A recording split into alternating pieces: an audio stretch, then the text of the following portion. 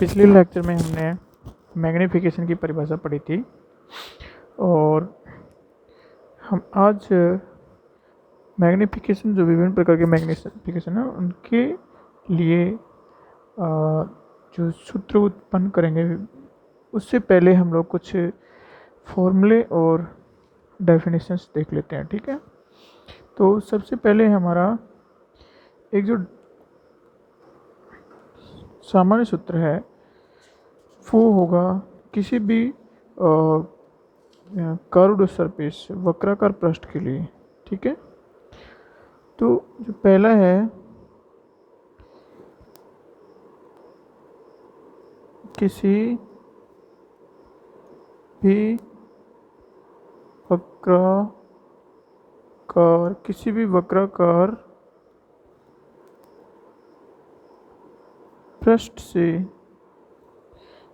वक्राकार पृष्ठ से अपवर्तन। ठीक है, किसी भी वक्राकार पृष्ठ से अपवर्तन यदि कोई वक्राकार पृष्ठ जिसकी वक्रता त्रिज्या r है, यदि कोई वक्राकार पृष्ठ जिसकी वक्राकार त्रिज्या r हो तथा यह दो माध्यमों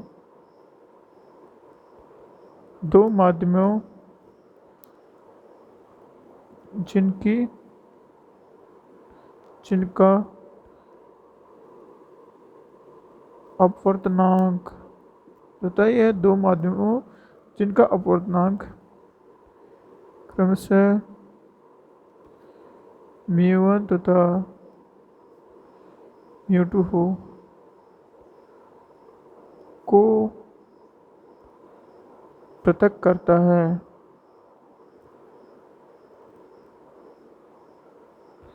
तो यह निम्न संबंध को संतुष्ट करेगा। ठीक है, यदि कोई वक्राकार पृष्ठ जिसकी वक्रता त्रिज्या r हो और ये दो माध्यमों जिनकी अपवर्तनांक क्रमशः μ1 तथा μ2 हो को पृथक करता है तो ये निम्न संबंध को संतुष्ट करेगा। यहाँ पे हम ये बताना चाहते हैं जैसे कि हमारा वक्राकार पृष्ठ, ये हमारा वक्राकार पृष्ठ है। ठीक है, और ये μ1 माध्यम μ1 और ये माध्यम μ2। ठीक है, माध्यम 1 है जिसका अपवर्तनांक μ1 है, माध्यम 2 जिसका माध्यम 1 है, ये माध्यम 2 है जिसका अपवर्तनांक μ2 है, इनको पृथक करता है। और ये हमारी प्रकाशिक अक्ष है, ये हमारा ध्रुव है। ठीक है, ये हमारे पास में इस तरह से इन दोनों को पृथक करता है। और हमारी प्रकाश की किरण यदि इधर से जा रही है, ठीक है, प्रकाश की किरण या यहाँ से कोई भी किरण जाती है इधर से इधर की तरफ में, और ये हमारा प्रतिबिंब बनता है, और ये हमारा u है और ये हमारा v है। ठीक है, यहाँ तक की दूरी। और इस पृष्ठ है उसकी वक्रता त्रिज्या यदि c है, इस बिंदु c है, ये o है, और यहाँ से यहाँ तक की दूरी हमारे पास r है, यहाँ तक की दूरी।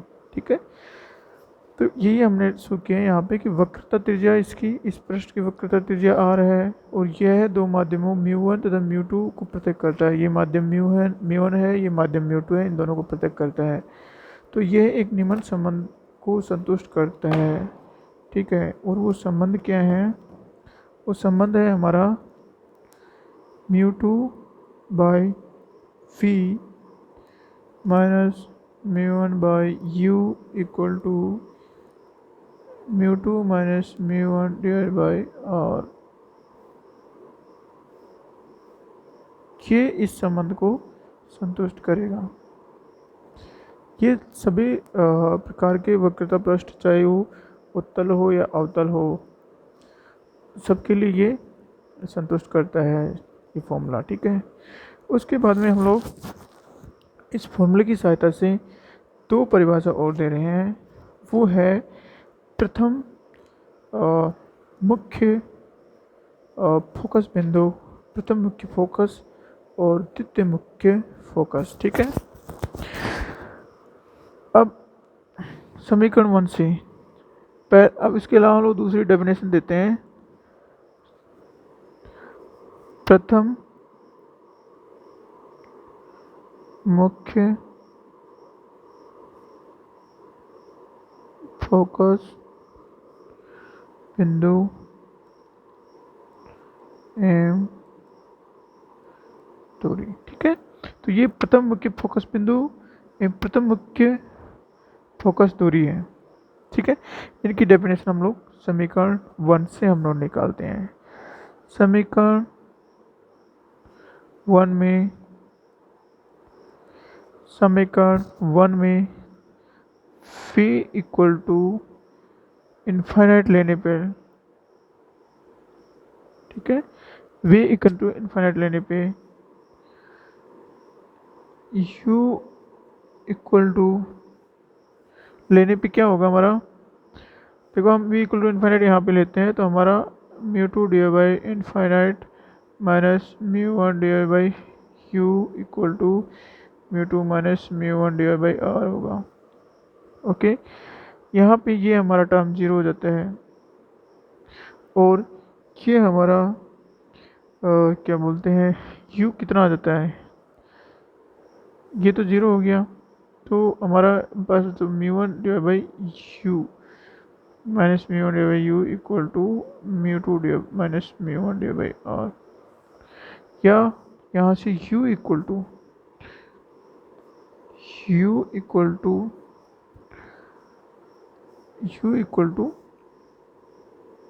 Minus mu one r divide by mu two minus mu one. ठीक है, ये होगा। अगर हमारा v इनफाइनाइट है तो हमारा u इतना होगा। जब v इनफाइनाइट होता है तो इस u को हम लोग क्या बोलते हैं, u को क्या बोलते हैं हम लोग f1 कहेंगे। ठीक है, जब v इक्वल टू इनफाइनाइट तब u इक्वल टू f1 होगा। अतः f1 इक्वल टू कितना होगा, f1 equal to minus mu one r divide by mu two minus mu one. ये f1 हमारी क्या है, प्रथम मुख्य फोकस।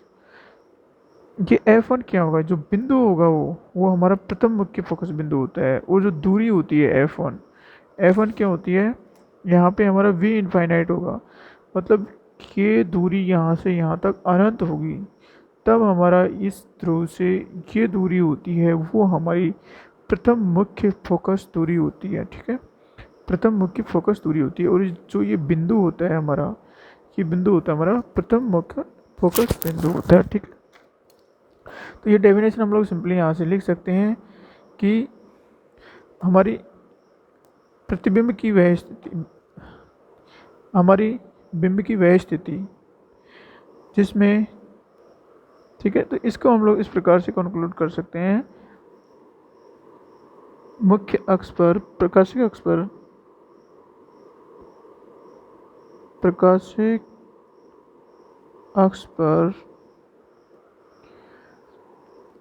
प्रकाशिक अक्ष पर स्थित किसी बिंदु की वह स्थिति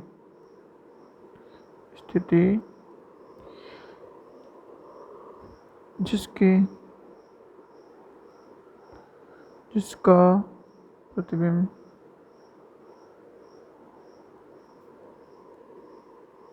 अनंत पर बने। प्रकाशिक अक्ष पर स्थित किसी बिंदु की वह स्थिति जिसका प्रतिबिंब अनंत पर बने, उस बिंदु को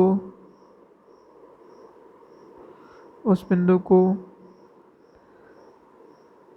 प्रथम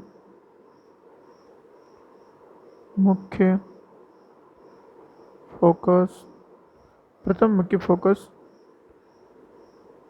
बिंदु कहते हैं, ठीक है।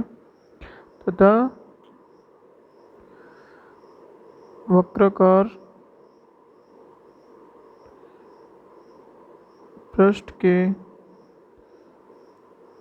ध्रुव या शीर्ष, इसको इंग्लिश में हम लोग पोल बोलते हैं, पोल से इसकी दूरी को हम प्रथम मुख्य फोकस दूरी कहते हैं, ठीक है। ये क्वेश्चन नंबर 2 हो गया हमारा। तो ये हमारा प्रथम मुख्य फोकस दूरी होती है।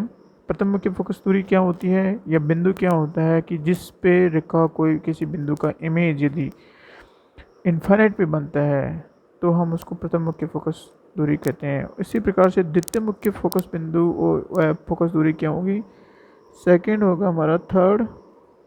तीसरी परिभाषा है हमारी द्वितीय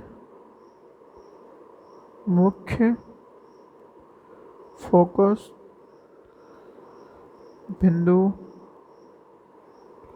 व फोकस दूरी, ठीक है। तो प्रथम मुख्य फोकस बिंदु दूरी होती है उसको हम लोग F1 से रिप्रेजेंट करते हैं और द्वितीय मुख्य फोकस दूरी होती है उसको हम लोग F2 से रिप्रेजेंट करते हैं। समीकरण 1 में यदि ये जो समीकरण 1 है, ठीक है, इसमें यदि u इक्वल टू इन्फाइनाइट हो, यदि u इक्वल टू इन्फाइनाइट हो तब phi इक्वल टू F2 होगा, ठीक है। यहाँ से हम निकाल सकते हैं उस F, ये इन्फाइनाइट होगा तो ये टर्म 0 हो जाएगी। तो ये हमारे पास में μ2 divide by v equal to F2 होगा, v इक्वल टू F2 होगा। तो v की जगह हम लोग F2 रख देते हैं, ये तो 0 हो जाता है, तो यहाँ पे μ2 डिवाइड बाई F2 आ जाएगा, ठीक है। इस तरह से हमारा μ2 divide by F2 equal to μ2 minus μ1 divide by r, या इसको हम लोग F2 equal to μ2 r divide by μ2 minus μ1, okay. ये हमारा इक्वेशन नंबर 3 हो गया। तो ये हमारी फोकस दूरी F2 होती है। देखो जिस प्रकार से हमने यहाँ पे इसको परिभाषित किया, जिस प्रकार से हमने प्रथम मुख्य फोकस बिंदु और फोकस दूरी को परिभाषित किया, उसी प्रकार से हमारा ये है। यहाँ पे हमने क्या माना, u इक्वल टू इन्फाइनाइट।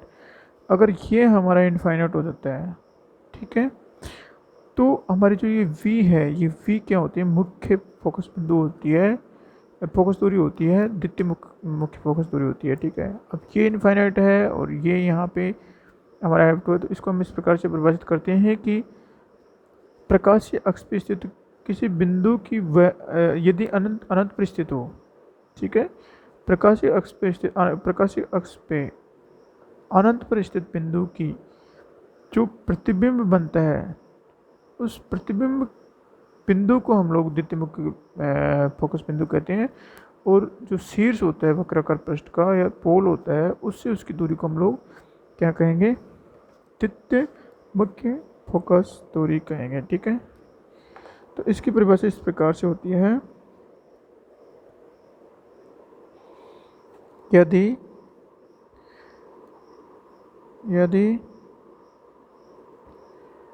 प्रकाश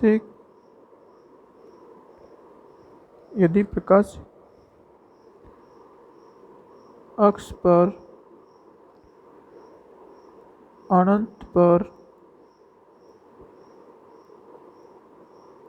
स्थित किसी बिंदु का प्रकाशिक अक्ष पर अनंत पर स्थित किसी बिंदु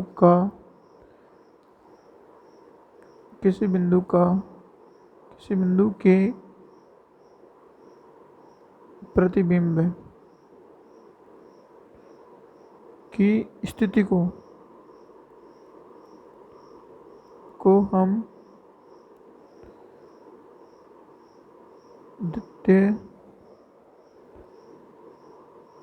मुख्य फोकस बिंदु कहते हैं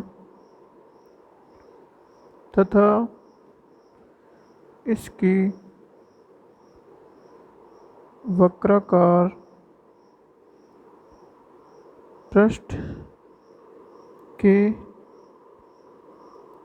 शीर्ष या ध्रुव से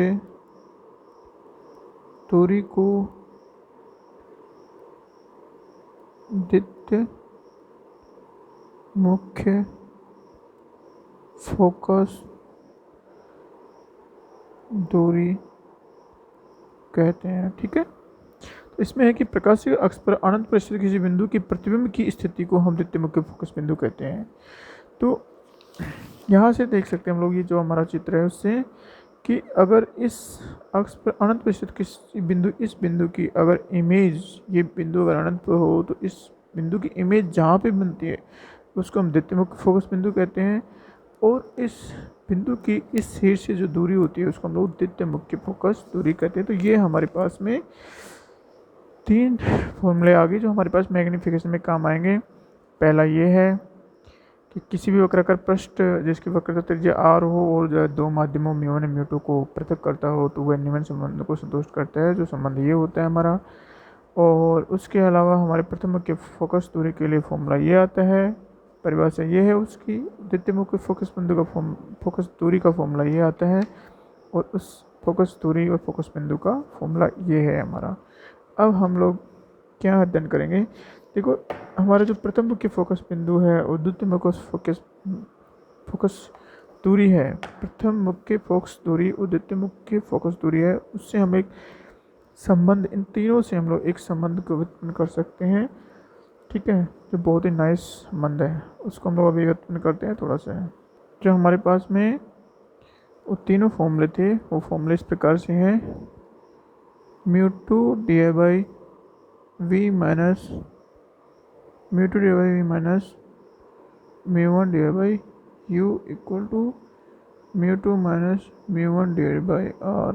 ठीक है, ये तो हमारा पहला फॉर्मूला था। उसके बाद में जो प्रथम मुख्य फोकस बिंदु था, फोकस दूरी है, उसका फॉर्मूला है, प्रथम मुख्य फोकस दूरी है f1 equal to minus μ1 minus μ1 r divide by μ2 upon μ1। ठीक है, ये पहला फॉर्मूला है, ये दूसरा फॉर्मूला है। उसके बाद में f2 equal to μ2 r divide by μ2 minus μ1, ये हमारा थर्ड फॉर्मूला आ गया। ओके, इनसे हमारे एक जो लेंस है, किसी भी लेंस के लिए एक सूत्र उत्पन्न करते हैं हम लोग, वो इस प्रकार से है। देखो इसमें हम लोग क्या करते हैं, जो r है इसको μ2 माइनस μ1 डिवाइड बाई r का हम लोग दोनों तरफ भाग दे देते हैं इक्वेशन 1 में। तो इस पूरे टर्म्स का हम भाग देंगे तो यहाँ तो 1 हो जाएगा, लेकिन यहाँ पे ये इस तरह से मल्टीप्लाई होगा। देखो समीकरण 1 को r अपॉन μ2 माइनस μ1 से गुणा करने पर, ठीक, इससे हम लोग इसको गुणा करेंगे तो ये तो 1 हो जाएगा और ये इनसे मल्टीप्लाई हो जाएगा। ठीक है, तो ये आता है हमारा μ2 r divide by v, μ2 minus μ1, okay, minus μ1 r upon u है, सॉरी, μ2 माइनस μ1 इक्वल टू 1। ठीक है, अब समीकरण 1 से हमारा देखो यहाँ पे म्यू2 are divide by mu two minus म्यू1, समीकरण 3 से ये F2 होता है, और समीकरण 1-2 से हमारा ये म्यू1 R divide by mu two minus म्यू1, ये हमारा F1 होता है। समीकरण 2 एवं 3 से, समीकरण 2 तथा 3 से क्या होगा हमारा, समीकरण 2 तथा 3 से F1 divide by V minus F2 divide by U। देखो यहाँ पे जो हमारा ये आता है, ये नेगेटिव में आता है, ठीक है। किस में आता है, नेगेटिव में आता है हमारा। Mu one R divide by mu two minus mu one equal to minus F1 आएगा यहाँ पे। तो इसको हम लोग, ये तो हमारा F2 होगा, ये हमारा F1 है, ओके। ये हमारा F1 होगा और ये नेगेटिव में आता है इक्वल टू 1। इसको आगे हम लोग सोल्व करते हैं तो हमारा आता है F1 divide by U, F1 divide by U, F1 divide by U, ये माइनस माइनस प्लस हो जाएगा, ठीक है। तो हमारा आएगा F1 divide by U plus F2 divide by V equal to 1। ये हमारा रिलेशन नंबर 4 आ गया, ठीक है। तो ये जो हमारा प्रथम मुख्य फोकस बिंदु है और द्वितीय मुख्य फोकस बिंदु है, उसमें तथा सीरीज से जो हमारा ऑब्जेक्ट है उसकी दूरी और सीरीज से हमारा जो इमेज है प्रतिबिंब में उसकी दूरी, इनके बीच में जो संबंध आता है वो इस तरीके से आता है, ठीक है। और उसके अलावा हम लोग इससे एक और संबंध जनरेट कर सकते हैं अगर हम करना चाहें तो। ये क्या है, फोकस दूरियों में और ध्रुव से हमारा जो ऑब्जेक्ट और इमेज रखी होती है उनके बीच में संबंध है। तो समीकरण 4 मुख्य फोकस दूरियों एवं मुख्य फोकस दूरियों एवं शीर्ष से, प्रकाशिक शीर्ष से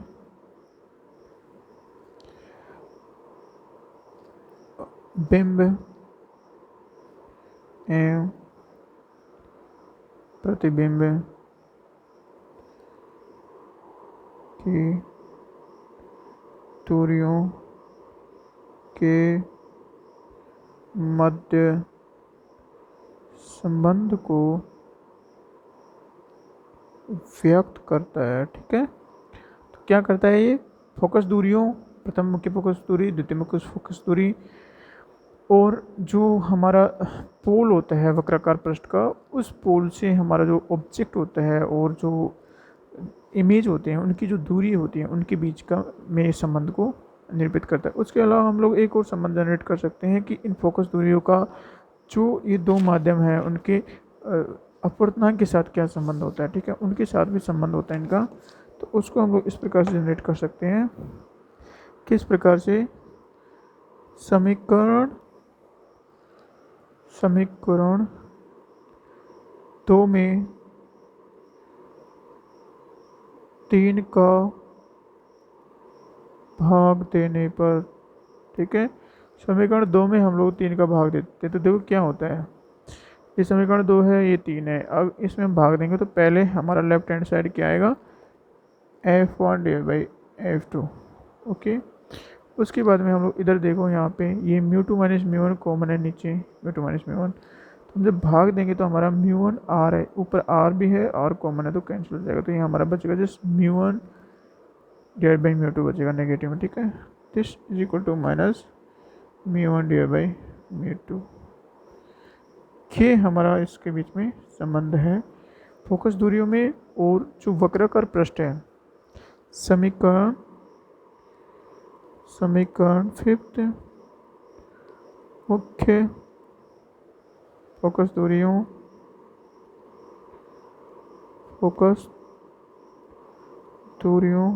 एवं वक्राकार पृष्ठ द्वारा पृथक माध्यमों के अपवर्तनांक में संबंध को व्यक्त करता है। ठीक है, तो ये हमारा जो रिलेशन है, जो वक्राकार पृष्ठ की जो दो मुख्य फोकस दूरियां हैं, प्रथम और द्वितीय, उनमें, और जो वक्राकार पृष्ठ जो माध्यम को जो पृथक करता है, उन माध्यमों के अपवर्तनांकों के बीच में संबंध को व्यक्त करता है। ठीक है, तो ये स्पष्ट है कि जो हमारी प्रथम मुख्य फोकस दूरी है और द्वितीय मुख्य फोकस दूरी है, वो उन माध्यमों के अपवर्तनांकों पर निर्भर करती है। ठीक है, इसको हम लोग कई तरीके से लिख सकते हैं। इस तरीके से भी लिख सकते हैं हम लोग इस संबंध को, F1/μ1 equal to minus F2/μ2। ठीक है, ये हो गया एक संबंध। या फिर हम लोग इसको ऐसे भी लिख सकते हैं, F1/μ1 plus F2/μ2 equal to 0। इस तरीके से भी लिख सकते हैं हम लोग इसको। ठीक है, और इसके अतिरिक्त इसका एक और रूप हो सकता है, F1/F2 प्लस μ1/μ2 इक्वल टू 0। इस तरह से इसको निरूपित कर सकते हैं।